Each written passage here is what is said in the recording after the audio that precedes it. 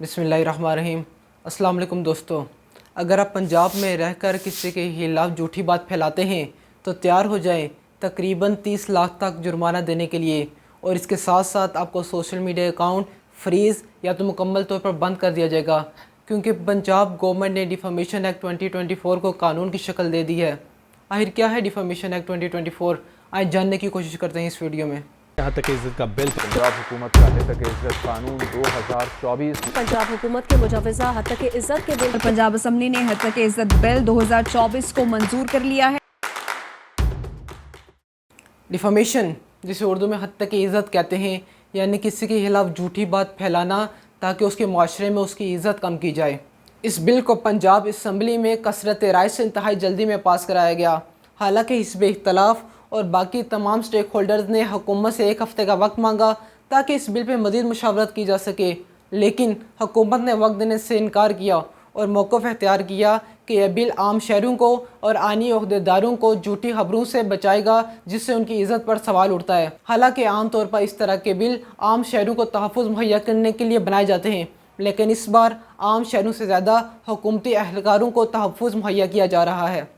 اگر کوئی شہری حد تک عزت کا کیس دائر کرتا ہے تو ایک ٹریبونل بنایا جائے گا جس کو ٹاسک دیا جائے گا کہ وہ 6 مہینے کے اندر اس کیس کا فیصلہ کرے۔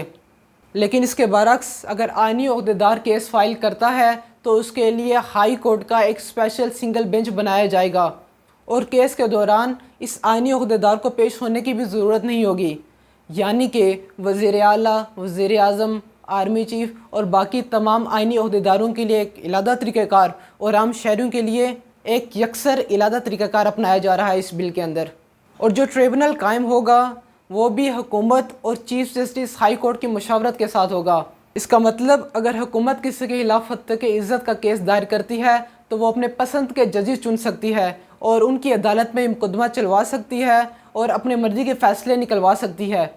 یعنی کہ مدعی بھی خود اور قاضی بھی خود، اور اس کے ساتھ ساتھ کارروائی کو کوئی دوسری عدالت بھی روک نہیں سکتی، یعنی کہ اگر مقدمہ ہائی کورٹ میں جا رہا ہے تو سپریم کورٹ بھی اس مقدمے کو نہیں روک سکتی، اور مقدمے کے دوران بات کرنے اور رائے دینے پر بھی مکمل پابندی عائد ہوگی۔ اور سب سے بڑھ کر حد تک عزت کی قانون کو بھی مبہم رکھا گیا ہے، یعنی کہ اگر کوئی شخص حکومت پر کرپشن کا الزام لگاتا ہے تو اس کو بھی اس قانون کے دائرہ اختیار میں لایا جا سکتا ہے۔ پاکستان میں حد تک عزت کے قانون پہلے سے موجود ہیں، جیسا کہ ڈیفامیشن آرڈیننس 2002 اور اس کے علاوہ پنجاب ڈیفامیشن ایکٹ 2012۔ ان قوانین کو بہتر بنانے کے بجائے ایک نئے قانون کو متعارف کرانا سمجھ سے بالاتر ہے۔ پاکستان پیپلز پارٹی کے پنجاب کے گورنر سردار سلیم حیدر نے اس بات کا اشارہ دیا تھا کہ وہ اس ایکٹ کو قانون کی شکل نہیں دیں گے، اور اگر یہ ایکٹ ان کے پاس سائن کے لیے آیا تو اسے دوبارہ پنجاب اسمبلی میں بھیج دیں گے تاکہ اس پہ مزید مشاورت کی جا سکے۔ لیکن جب ایکٹ ان کے آفس میں بھیجا گیا تو وہ دبئی کے لیے روانہ ہو گئے، اور ان کی غیر موجودگی میں پنجاب اسمبلی کے اسپیکر ملک احمد خان، جن کا تعلق پاکستان مسلم لیگ نون سے ہے، انہوں نے گورنر کی ذمہ داری سنبھالی اور اس ایکٹ کو سائن کر کے قانون کی شکل دے دی۔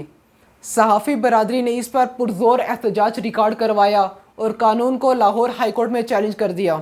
اس طرح کے قانون صرف اور صرف حکومت مخالف آوازوں کو دبانے کے لیے کام آتے ہیں، اور اس کی عینی شاہد تاریخ خود ہے۔ السلام علیکم۔